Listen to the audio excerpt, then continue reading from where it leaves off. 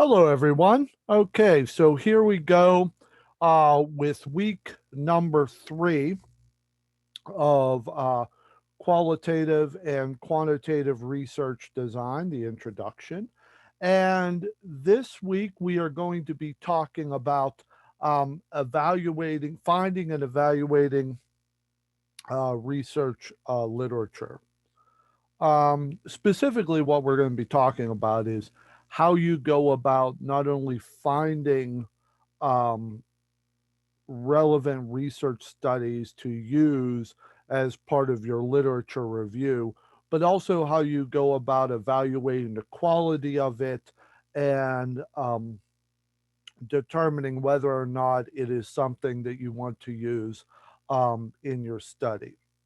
Uh, and and let me start with that issue. And some of this is going to be stuff we started on last week, but I wanted to pick up on it and make sure to make these things uh, uh, these things useful. By the way, you may notice on the syllabus that it takes note that one thing we will be doing is trying to develop your research question. I know we kind of did that to a certain extent last class, and I'd like to pick up on that next class when we meet and have some discussion about where you think you want your research question to go in order to submit the assignment that you have for that was due by this class, the one where you have a reference list, you needed to have a research topic, a general topic. Um, in order to move forward with the assignment, you're going to have a more specific research question. Um, Now, again, this does, I think I've told you enough times in here to make the point that it is not going to be a requirement that you have the research question that you know you will want to use for your dissertation or thesis or anything like that. Um, but it will be important for you to have a research question in order to move forward. So, my hope is that by the end of this class, this next live class, that you will have at least a research question you want to use throughout the rest of this course. Like I said, it doesn't have to be one that you are even committing to following up on or continuing with after this class is over. But I do want you to have at least established um, what your research question will be as it applies to the rest of this course or your research question. So we will be addressing that um, I want to have that as part of the discussion when we meet this Thursday. So just keep that in mind. But okay, let's go on to this issue of finding and evaluating um, research. When we talked last time, I had brought up that it is important to keep in mind that when you are finding research literature for your introduction, for your literature review, it doesn't have to be literature that relates specifically to your research question. It has to be literature that contributes to your research question, but doesn't have to be the exact same thing.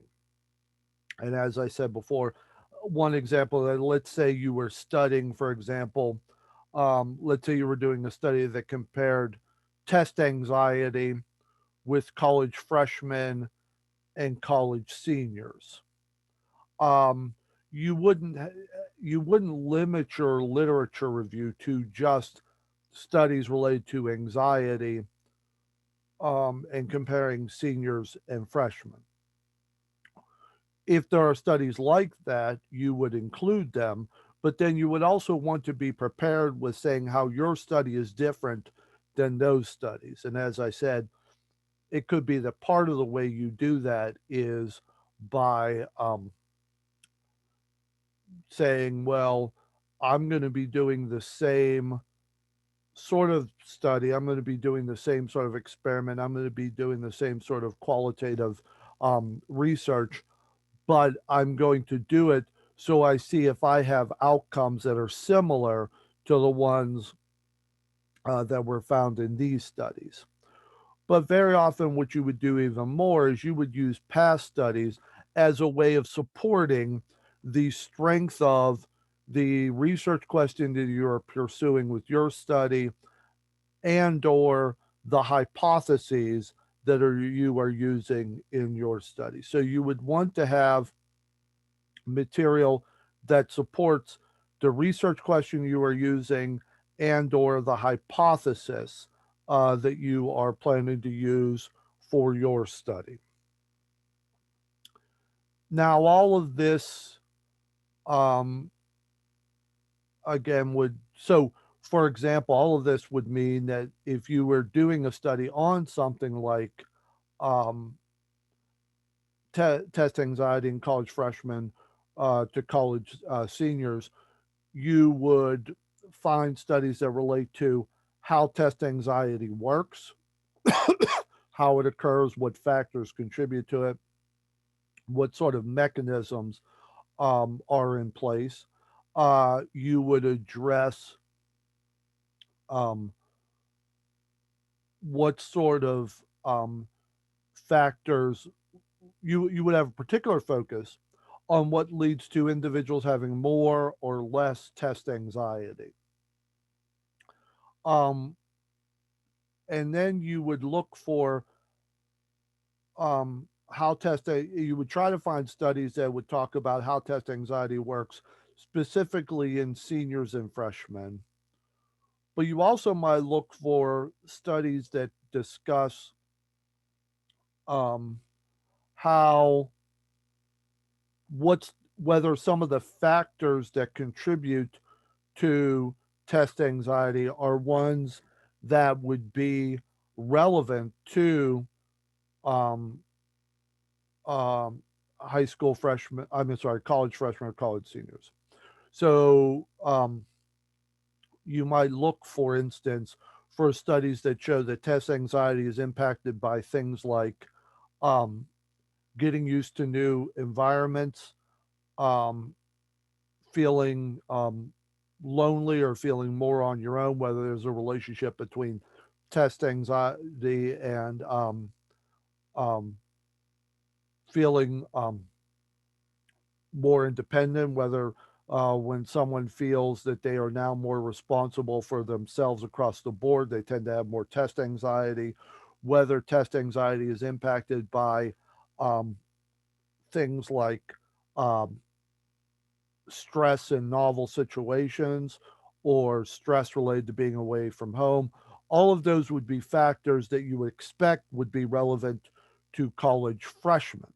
So that might help support the idea that test anxiety um, is higher in college freshmen. You might use that as support for a hypothesis that um, that test anxiety is higher in college freshmen. If, on the other hand, you might find that test anxiety is uh, with that there are factors that lead to higher test anxiety that include things like fear of the future, fear of the fear of the future, meaning not being sure what's happening after a certain point, um, fear of the outcome of a test, fear of um, fear of fear of consequences of doing uh, poorly on a test, um, fear of not being able to get the right job or position or whatever. Um, all of those, or in fear of, and again, all these relate to maybe fear of the future, fear of things that would happen.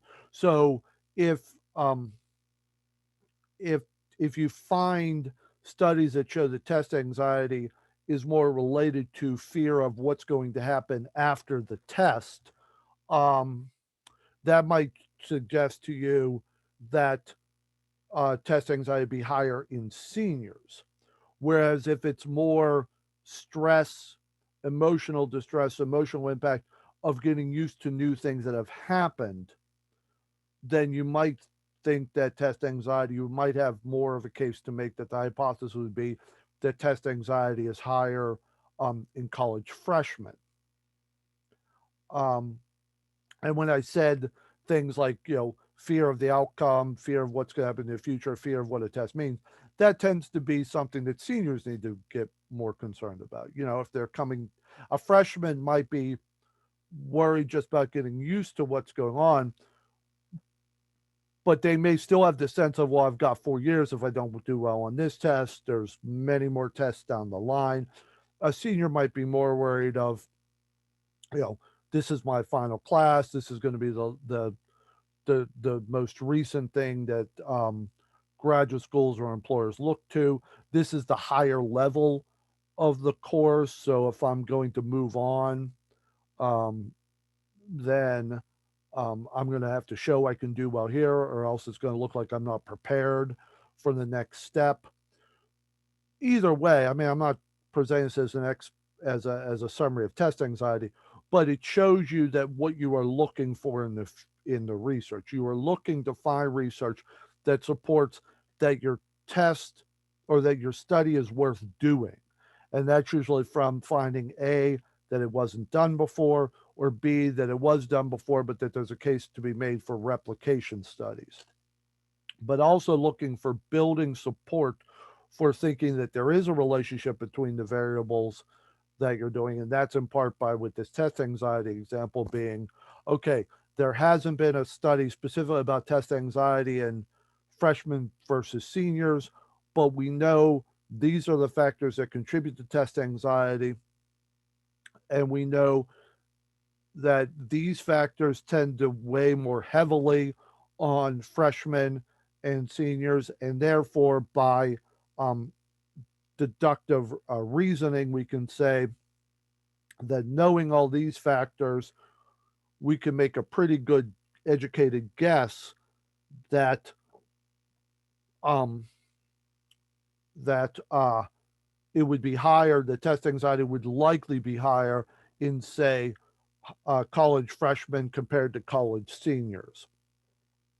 And then what you also would want to do, and this again would come from the research, would be to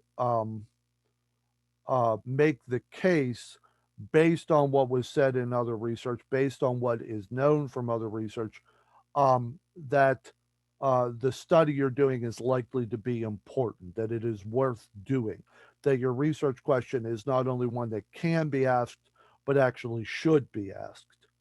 Um, and as I said last class, but wanted to reiterate, one really good place for finding that is when you write a research paper, and when you review research literature, the research papers you're reviewing, the expectation is one of the things they're going to end with is a summary of where they think the research needs to go next.